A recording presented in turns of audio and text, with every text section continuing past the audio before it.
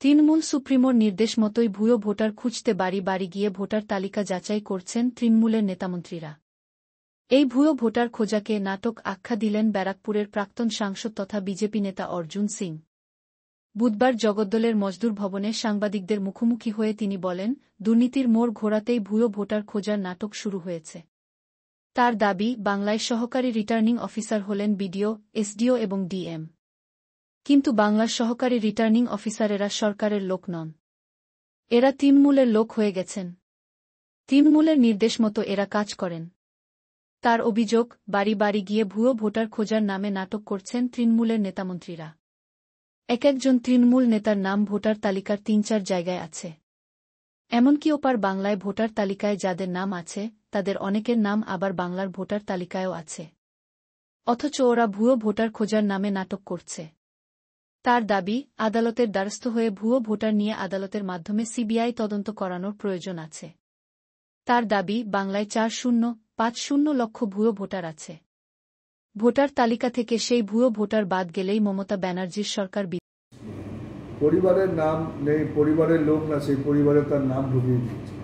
ক্ষোভ প্রকাশ করছেন 10 দিনের মধ্যে পঞ্চায়েতে সবাইকে নিয়ে তিনি বসবেন ভোটার লিস্ট ঠিক করতে। কেন এরকম এতদিন কথাদের খেয়াল হলো? মমতা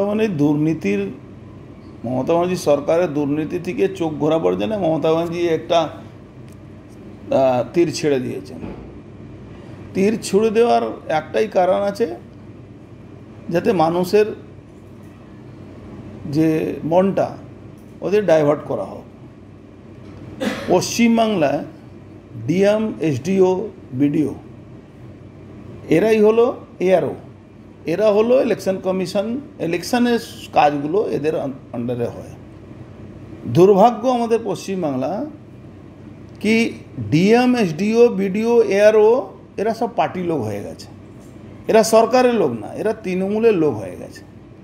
তৃণমূল সরকার যেটা বলে, তৃণমূল দল যেটা বলে সেটাই এরা করে।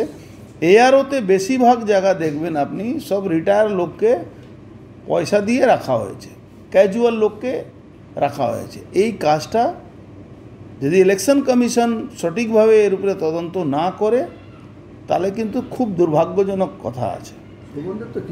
আমি বলছি, শোভনদেব চট্টোপাধ্যায় হোক বা ববি হাকিম হোক বা মমতা ব্যানার্জি হোক, এই যে নাটক এরা করছে, ভোটার লিস্টে ফলস নাম, ভূতের নাম ভূত হয়েছে, এটা তো আমাদের কথা।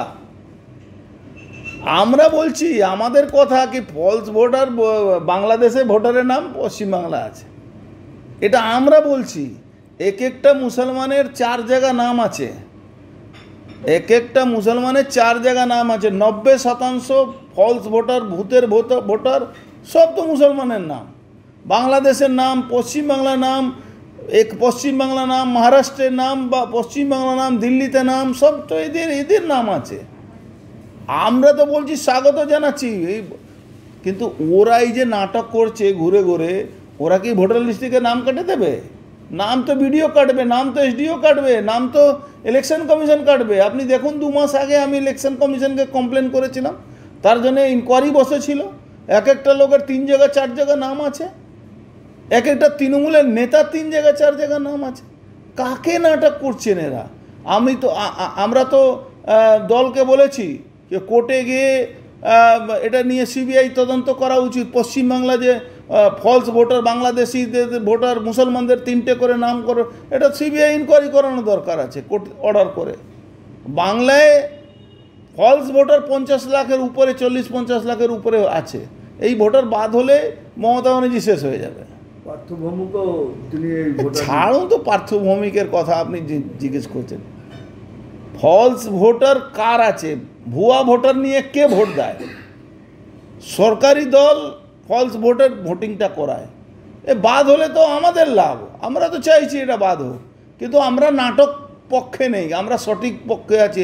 আর যে এসডিও আর ডিএম, বিডিও, এআরও করছে তাদেরকে সাসপেন্ড, তাদেরকে জেলে ঢোকানো দরকার আছে, যারা এই কাজগুলো, দেশদ্রোহী কাজগুলো করছে। মন্ত্রীরা তৃণমূলের করছে যে বিভিন্ন বাড়ি যাচ্ছে, বিভিন্ন অ্যাকচুয়ালি এরা ভয় দেখাবার জন্য যাচ্ছে কি আপনার নাম কেটে দেবো। আর কাটছে তৃণমূল, আর বলছে কি দিল্লি কাটছে। আরে দিল্লির বিডিও এখানে কাজ করছে, আপনারা দেখেছেন পঞ্চায়েত ভোটে বিডিও জেতার ক্যান্ডিডেটকে হারিয়ে দিচ্ছে, আর যে হেরেছে তার নামে সার্টিফিকেট ইস্যু করছে। বিডিও, এসডিও, ডিএম এদের কথার উপরে তৃণমূলের, এরা তো তৃণমূলের দল করে, এরা তৃণমূল দল করে, এরা তো সরকারি আমলা আর রয়ে যায়নি এখানে।